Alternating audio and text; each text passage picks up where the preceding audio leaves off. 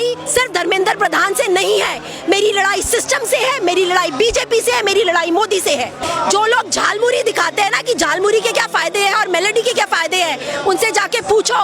उन माँ बाप से जाकर जिनके बच्चों ने सुसाइड किया है, उनसे कभी पूछा है कि उनके बच्चों का खून का रंग कैसा था? आप झालमुरी के फायदे दिखाते हैं ना, जब बच्चे मरते हैं तब क्या होता है? मैं कहती हूँ ये जो प्रोटेस्ट हो रहे हैं ना, ये यहाँ पर मत कीजिए, ये जाइए आप गोदी मीडिया के ऑफिसेज में धरना दीजिए, वहाँ पर उनके ऑफिसेज में जाकर बैठ जाइए और वहाँ से हिलिए मत जब तक वो लोग इस्तीफा ना देना। इस इस्तीफे का कोई ट्रिपल इंजन की सरकार है, तभी तो हमें तकलीफ है कि पेपर लीक कैसे हो रहे हैं। ट्रिपल इंजन की सरकार है तो फिर किस तरह से बेरोजगारी बढ़ रही है? ट्रिपल इंजन की सरकार है तो पॉल्यूशन कैसे बढ़ रहा है? ट्रिपल इंजन की सरकार है तो फिर यहाँ रेप कैसे हो रहे हैं या लगातार क्राइम कैसे हो रहा है? आज ट्रम्प उनका गला पकड़ के बोलता है ना, जो मैं कहूंगा तुम्हें वो करना है, जैसा भी टैरिफ मैं लगाऊंगा तुम्हें झेलना है। क्यों मोदी जी की आवाज नहीं निकलती उसके सामने? आप कॉम्प्रोमाइज पीएम है, आप डरपोक पीएम है, आप एक ऐसे पीएम है जो हमने 70 साल में जिस तरह का पीएम देखा ही नहीं। लानत है आपके ऊपर कि इस देश का युवा मर रहा है और आप वहाँ मेलोडी खा रहे हैं। लानत है, इस तरह की बातें कोई नहीं करता। आप खू करने के लिए चले जाते हैं विदेश, लेकिन जब अपने देश के लोग यहाँ पर त्राही कर रहे होते हैं। आज हर स्टेट में पानी की कमी है। बॉम्बे में 25 दिन का पानी बचा है, पुणे में एक दिन छोड़कर एक दिन पानी आता है। लेकिन मोदी जी क्या कर रहे हैं? जहाज लेके निकलते हैं। यहाँ पर कभी लोगों की समस्याएं सुनी है उन्होंने? अपनी मन की बात बताने आती है, कभी मन की बात सुनी है किसी की उन्होंने? आपको कहीं ना कहीं ये नहीं लगता कि ये सरकार राम मंदिर जैसे इतने सारे मंदिर इसीलिए बना रही है ताकि आपके पेपर लीक कराए और आपको कटोरा देके वहाँ पर बैठा दे बाहर भीख मांगने के लिए? क्योंकि यही तैयारी की जा रही है। यहाँ पर आज नौकरियां नहीं बची हैं, सरकारी संस्थान नहीं बचे हैं। जितने सरकारी संस्थान हैं जो ये बोलते हैं ना 70 साल में किया क्या है, 70 साल में जो कुछ भी बना था सब कुछ बेच दिया गया अदानी को। आज जंगल कट रहा है, आज बर्बाद किया जा रहा है। आज आप यहाँ पर खड़े हैं, आपको पेड़ों की छाया नहीं मिलेगी क्योंकि ये सब पेड़ कटवाए जा रहे हैं, क्योंकि कहीं ना कहीं अदानी को ये देश बेचा जा रहा है। जिस तरह से दिल्ली में जब से सरकार आई है तब से यहाँ पर बुलडोजर चल रहा है गरीबों के घरों पर। लोकतंत्र तो रह नहीं गया ना, इसको आप लोकतंत्र बोलेंगे? ये तानाशाह सरकार है जो लगातार लोगों की आवाज को दबा रही है। बहुत सारे जो एक्टिविस्ट हैं उनको जेलों में बंद कर देती हैं। बहुत सारे पत्रकार हैं जो एक्चुअली पत्रकार है, गोदी मीडिया ने की बात नहीं मैं कर रही, उनको जेलों में बंद कर दिया जाता है। यहाँ पर इस देश में जब हम मीडिया चैनल्स खोलते हैं तो हमें सिर्फ और सिर्फ नफरत के बोल सुनाई देते हैं जितने भी गोदी मीडिया वाले हैं। आज ये बात सिर्फ नीट के एग्जाम्स की नहीं हो रही है, ये बात हो रही है हर उस पेपर लीक की जो 7 सालों में 70 पेपर लीक हुए हैं। यहाँ बात हो रही है उन सब बच्चों की जिन्होंने सुसाइड किया, जिनके माँ बाप ने अपना सब कुछ खो दिया, जिनके बच्चे सपने देख रहे थे कुछ करने के लिए। कहीं ना कहीं मुझे ऐसा लगता है कि इस देश में ये जितने भी नेता हैं उन सबके बच्चे बाहर पढ़ाई कर रहे हैं, लेकिन उसके बावजूद यहाँ पर कोई वापस नहीं आता है। लेकिन उनको कोई फर्क नहीं पड़ता कि पेपर लीक होता है या क्या होता है, क्योंकि उनको मालूम है उनके बच्चे सेटल हो गए हैं, वो कॉम्प्रोमाइज है।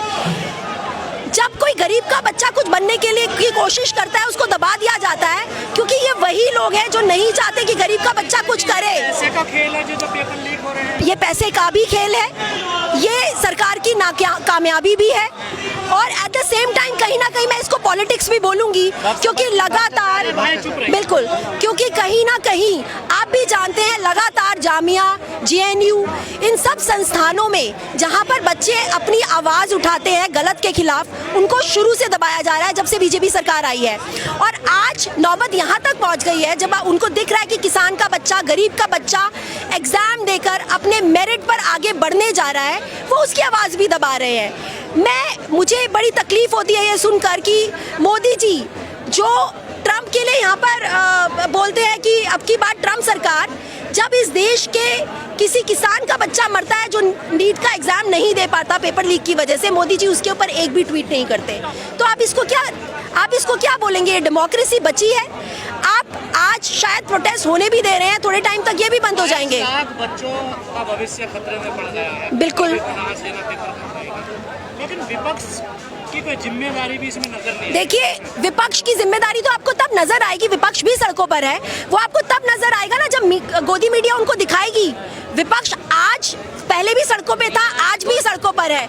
बहुत सारा जो विपक्ष है, किसी के घर पे सीबीआई भेज दी जाती है, किसी के घर पे ईडी भेज दी जाती है जब वो आवाज उठाते हैं। आप दूर क्यों जा रहे हैं? मैं अरविंद केजरीवाल की बात कर रही हूँ। अरविंद केजरीवाल को आपने जेल में डलवा दिया, उसके घर में ईडी भेजकर, सीबीआई भेजकर क्या निकला? क्या वो गलत निकले? जितने भी आज की डेट में जितने भी हमारे विपक्ष के लोग हैं, वो आज चुप्पी क्यों साधे हुए हैं? क्योंकि कहीं ना कहीं उनको डर है कि ये सरकार उन सबको जेलों में डलवा देगी। मैं आपको वही बोल रही हूँ कि मैं हर उस इंसान से, अगर आपका ये वीडियो वायरल होता है तो मेरा हर उस इंसान से एक क्वेश्चन है, धर्म बड़ा या देश? आप जो धर्म के नाम पर लोग इनको वोट देते हैं, आप राम मंदिर के नाम पर इनको वोट देते हैं, क्या राम मंदिर ने इनको नौकरियां दी?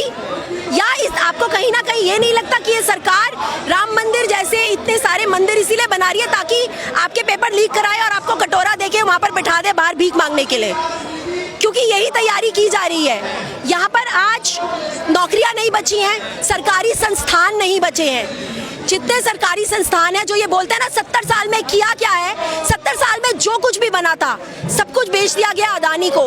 आज जंगल कट रहा है, आज बर्बाद किया जा रहा है। आज आप यहाँ पर खड़े हैं, आपको पेड़ों की छाया नहीं मिलेगी क्योंकि ये सब पेड़ कटवाए जा रहे हैं, क्योंकि कहीं ना कहीं अदानी को ये देश बेचा जा रहा है। जिस तरह से दिल्ली में जब से सरकार आई है तब से यहाँ पर बुलडोजर चल रहा है गरीबों के घरों पर। ये बुलडोजर क्यों छतरपुर और सैनिक फार्म जैसे कोठियों पर नहीं चल रहा है? अगर इलीगल है तो वो भी है ना, लेकिन आप गरीबों के घर क्यों तोड़ रहे हैं? क्योंकि आपको दिल्ली भी अदानी के नाम करना है। आज देश में जो अदानी है ना, वो बहुत जल्द, जिस तरह से ईस्ट इंडिया कंपनी ने अपने पैर पसारे थे, उसी तरह से अदानी भी पैर पसारेगा। किसी भी देश का अगर विकास करना हो तो वहाँ पर शिक्षा, स्वास्थ्य, रोजगार देना चाहिए। सरकार की तो प्रायोरिटी नहीं है। देखिए, आपको नहीं लगता कि सरकार की प्रायोरिटी कभी भी नहीं थी? शिक्षा को लेके सरकार की प्रायोरिटी कभी भी नहीं थी। मेडिकल फैसिलिटीज को लेके, अगर मेडिकल फैसिलिटीज यहाँ अच्छी होती तो कोविड में इतने लोग नहीं मरते। मेडिकल फैसिलिटीज अगर यहाँ अच्छी होती तो जिस तरह से गोरखपुर में और जिस तरह से यूपी में हुआ था कि वो बच्चे बिना ऑक्सीजन सिलेंडर के मर गए थे, वो बच्चे बिना ऑक्सीजन सिलेंडर के मरते नहीं। आज आप किसी गवर्नमेंट हॉस्पिटल में जाकर देखिए, वहाँ पर स्ट्रेचर नहीं होते हैं। वहाँ पर जब किसी को एक बोतल खून चढ़ाया जाता है ना, तो आपके परिवारजनों को बोला जाता है बोतल लेके खड़े हो जाइए।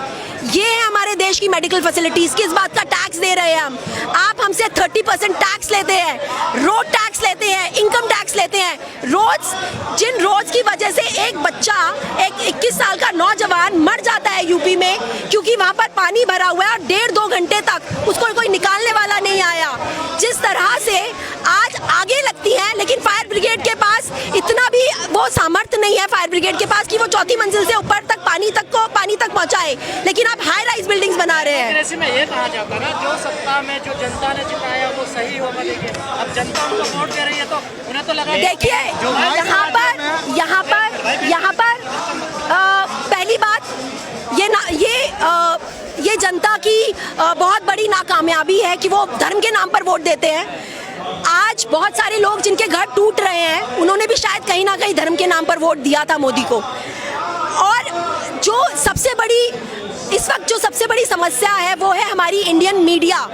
जब इंडियन मीडिया ही सरकार की कोई नाकामयाबी को नहीं दिखाती, सरकार की किसी गलत चीज को नहीं दिखाती, तो घर में जो बैठे हुए लोग हैं उनको कैसे पता लगेगा कि वो कर क्या रहे हैं? तीसरी चीज, यहाँ पर आप भी जानते हैं कि किस तरह से ईवीएम को मैनिपुलेट किया जा रहा है। यहाँ पर जो किस तरह से एमएलएस खरीदे जाते हैं, जो नहीं बिकता उसके घर पे ईडी भेज दी जाती है, सीबीआई भेज दिया जाता है।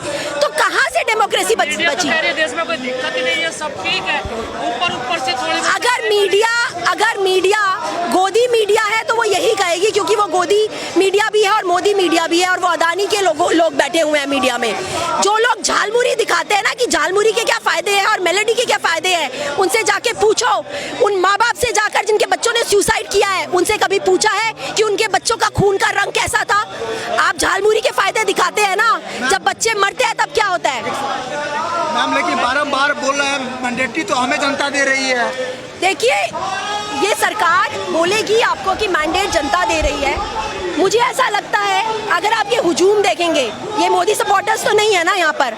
आप जब फार्मर प्रोटेस्ट में गए वहाँ पर मोदी सपोर्टर्स तो नहीं थे ना।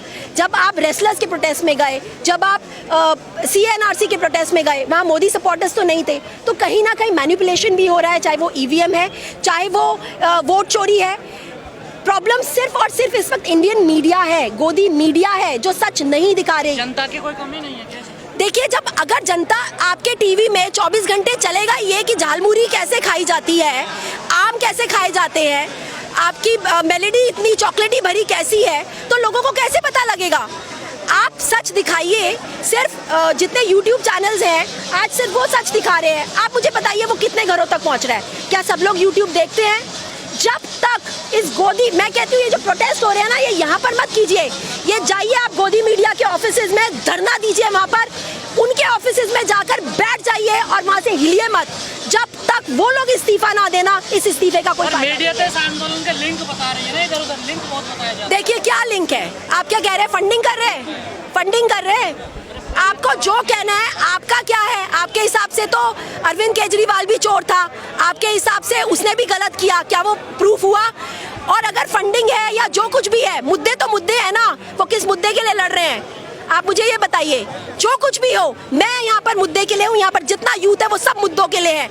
और ये मुद्दे जब तक उठेंगे, जहाँ जहाँ उठेंगे, हम सब वहाँ पर पहुँचेंगे। देश की सरकार है, मुख्यमंत्री, MP, सांसद, तो मंदिर मस्जिद जी ट्रिपल इंजन की सरकार है, ट्रिपल इंजन की सरकार है, तभी तो हमें तकलीफ है कि पेपर लीक कैसे हो रहे हैं। ट्रिपल इंजन की सरकार है तो फिर किस तरह से बेरोजगारी बढ़ रही है। ट्रिपल इंजन की सरकार है तो पॉल्यूशन कैसे बढ़ रहा है। ट्रिपल इंजन की सरकार है तो फिर यहाँ रेप कैसे हो रहे हैं या लगातार क्राइम कैसे हो रहा है। ट्रिपल इंजन की सरकार है ना। नौकरी सबको नहीं दे सकते, आत्मनिर्भर बनिए, अपना रोजगार। क्यों?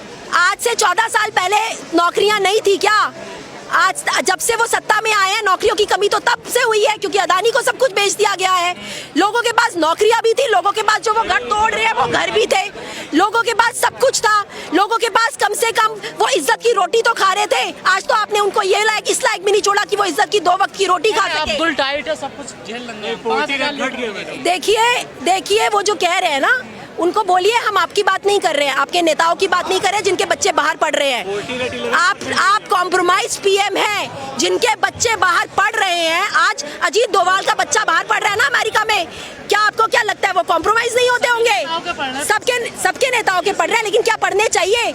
आज ट्रम्प उनका गला पकड़ के बोलता है ना, जो मैं कहूंगा तुम्हें वो करना है, जैसा भी टैरिफ मैं लगाऊंगा तुम्हें झेलना है। क्यों मोदी जी की आवाज नहीं निकलती उसके सामने? क्या कारण? आज वो जो 3 नाविक मरे, अगर वो पाकिस्तान ने मारे होते तो अभी तक आप कोई ऑपरेशन सिंदूर कर चुके होते, लेकिन क्योंकि वो अमेरिका ने मारे हैं इसलिए आपने चुप्पी साध ली।